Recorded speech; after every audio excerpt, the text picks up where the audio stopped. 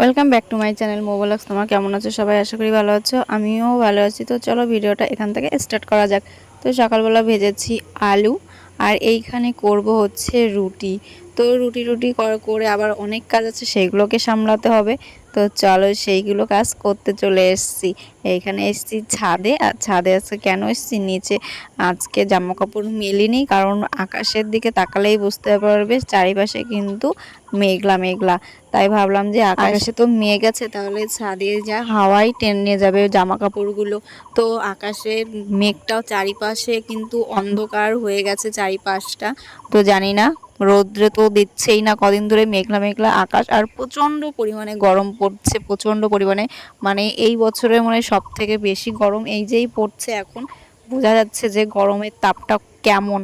তো রৌদ্র নেই, তার মধ্যেও এত গরম, আর চারিপাশে বেশ হাওয়াও দিচ্ছে, তো তাপটা কমছে না।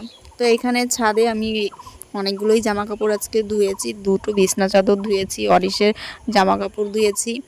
তো তারপরে এখানে মেলে দিচ্ছি, আর এইখানে মেলছি দড়িতে।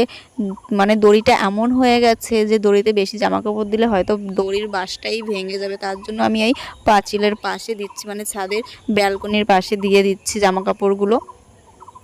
তো এইখানে দিয়ে দিলাম, কি বলো তো, তারপরে আমার একটা রিস্ক আছে যে এইখানে হাওয়া হাওয়া হলে আমাদের বিছনা চাদর কিন্তু নিচে পড়ে যেতে পারে। ভাবছি মনে মনে, আর মেলছি যে পড়ে যাবে না তো, হাওয়ায় পড়ে যাবে না তো।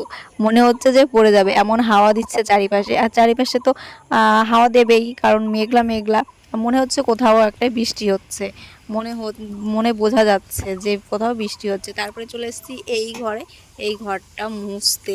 এই ঘরে বিছনা চাদরটা দেখো চারিপাশে এলোমেলো, তোমাদের দাদাভাই ফ্যানটা ঠিক করেছে, আর বিছনা চাদরগুলো এলোমেলো করে রেখেছে। তো সেই বিছনা চাদরটা আমি ভালো করে ঠিক করে দিচ্ছি, ঘরটা ভালো করে ঝাড় দিয়ে নিয়ে তারপরে আবার এটাকে মুছতে হবে। আর আমার ক্যামেরার সামনে দেখো কি একটা পড়েছে, সেটার জন্য ভালো বোঝা যাচ্ছে না। তো আমি প্রথমের দিকে খেয়াল করিনি, পরে আমি বুঝতে পারলাম যে ক্যামেরার সামনে কিছু একটা রয়েছে। তো চলো, এখানে বিছনা চাদর পাতা হয়ে গেছে, আর এইখানে আমি এখন ঝাড় দিয়ে নিয়েছি আগে, তারপরে চলে এসেছি মুছতে। আর এইখানে মোছার তো মধ্যে দেখো মুছছি যখন, তখন কিন্তু এখানে আমাদের খাটের নিচেটা না ইট দেওয়া নেই, আর আমার এখানে ঢুকতে গেলে যে আমার কষ্ট হয় না, আমি কতদিন ধরে সবাইকে বলছি যে এখানে দু কটা ইট দিয়ে দিতে। আমার মতন মানুষ এই খাটের নিচে ঢুকতে পারছে না, তাহলে বোঝো যদি একটা মোটা মানুষের মধ্যে ঢোকে তাহলে কি অবস্থা হবে। আমি এত রোগা, তাও আমি এই খাটের নিচে ঢুকতে পারছি না, আমার প্রচণ্ড কষ্ট হয় এই খাটের তলে ঢুকে মুছতে, মনে হচ্ছে একবারে শুয়ে পড়ে তারপরে মুছতে হয়। তো তারপরে এখানে চলে এসেছি মিক্সচার করতে। এইখানে গরম মশলা বেটে নিচ্ছি, গরম মশলা, পেঁয়াজ, রসুন যা যা আছে সব বেটে নিচ্ছি।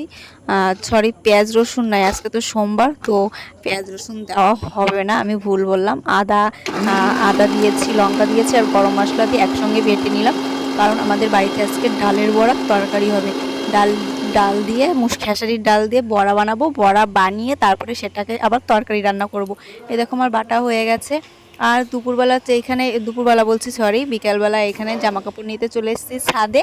আর ছাদে এসে দেখি এখানে বাবার জামা একটা পড়ে আছে, আর চারিপাশে দেখো মেঘ, ভীষণ মেঘ করেছে, তোমরা না দেখলে বুঝবে না যে এত পরিমাণে মেঘ করেছে।